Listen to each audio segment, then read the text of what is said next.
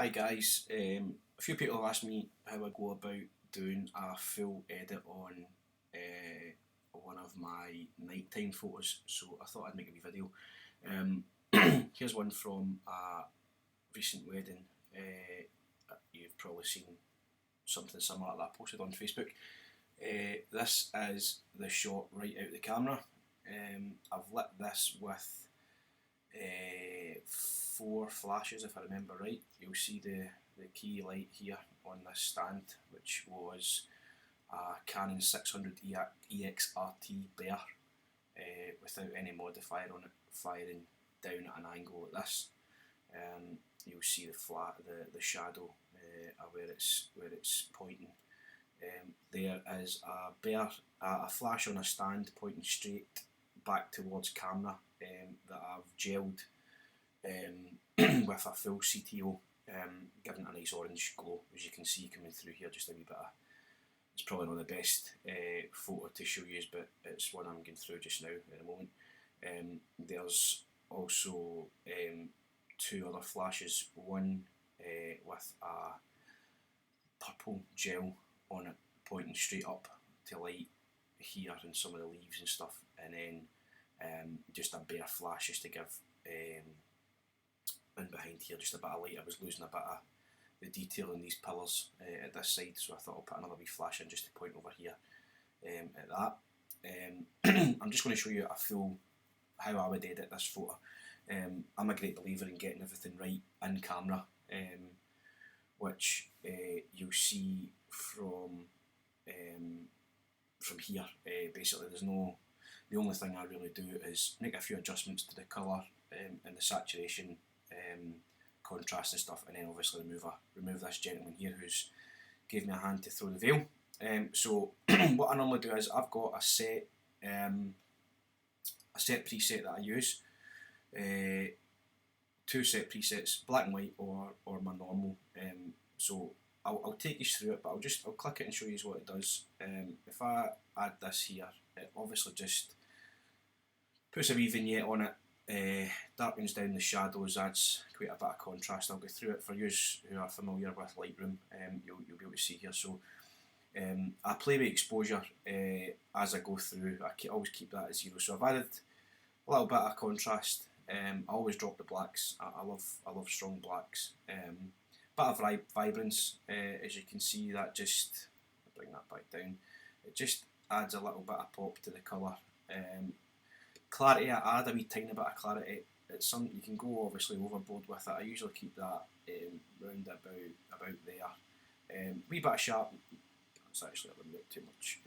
Bit of sharpening, a little bit of noise reduction, and post crop vignette, which I always do, which just gives a little bit of darkness around the outside.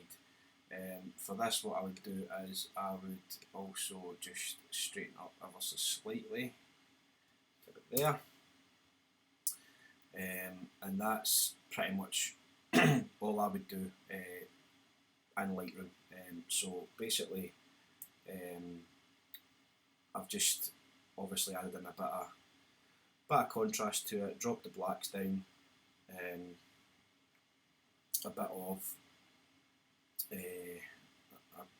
vignette, and then what I would do is I would take this into Photoshop just to finish it off. If this is going to work, I'm just in the process of backing up quite a few of the hard drives, so the computer's running a bit slow at the moment. Let's just take this into Photoshop and we'll just get rid of that guy inside.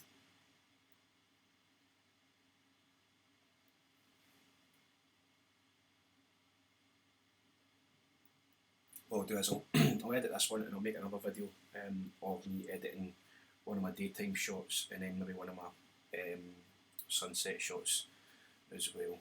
So this is me in Photoshop here.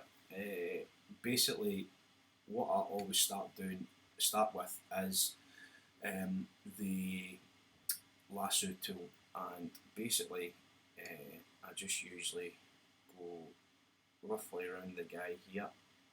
This is the very first port I call for me, and then I just use, I'm pressing backspace to delete, and I'm filling it with content away just to see how it goes. Usually it can be pretty good, as you can see there. That's not bad. Then I'll come in with my clone tool and just finish taking out the rest of the light stand. So I'm sampling just beside it and then just running up if it decides to do this. I really shouldn't have bothered doing all the backups and running all these things at the same time, but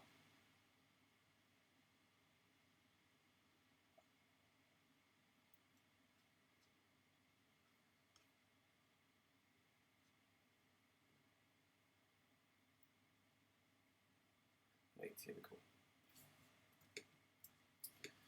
Right, so just taking this out of the side here, just roughly just fix these shadows, just extend that out there so it looks kind of a bit more natural, and then I've just got to finish off taking the light stand out here. So I'll just do something like this, and that kind of keeps the shadows as true as we can. That's obviously the swig of the veil that you're seeing here, and that's pretty much it. Because it is a dark scene, contrast in the blacks have been added in Lightroom, which I'm really happy about. Normally what I would basically export this now. This would be me finished with this photo. What you can do is, which I use for a lot of my daytime photos, is a filter that I sometimes put on it from Colour Effects Pro. You can get this from Google for free. I think I paid about 180 quid for the range. So this is one of the filters that I put over it, which is tonal contrast, which is a great filter, which again just gives it a bit of punch. That's the before and that's the after.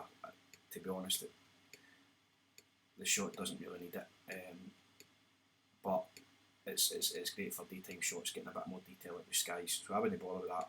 The only other thing I would maybe do is to bring out a bit more detail in the dress, and we can do that by using another plugin called Viveza, which is a great plugin.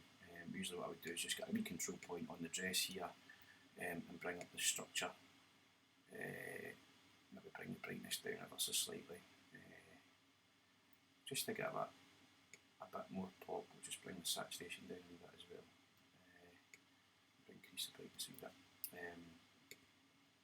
I deliberately wanted to get a kind of orangey glow through the veil and the back of the dress. That's simply why I put that CTO flash behind it. But that's pretty much it. That's how I would do a full edit on one of my kind of signature shots, and I'd be happy to post that as it is. So all I do is convert. If you're bringing a photograph from Lightroom into Photoshop, it always brings it in the wrong colour profile. So I always convert the profile and then save the file, and that would be it. If I was putting on Facebook, I would resize it before posting, which obviously keeps the detail. But that's pretty much a full edit. If you're got any questions or you want to see me do anything more specific, then just let me know, and I'll hopefully be able to help you out. Cheers, guys.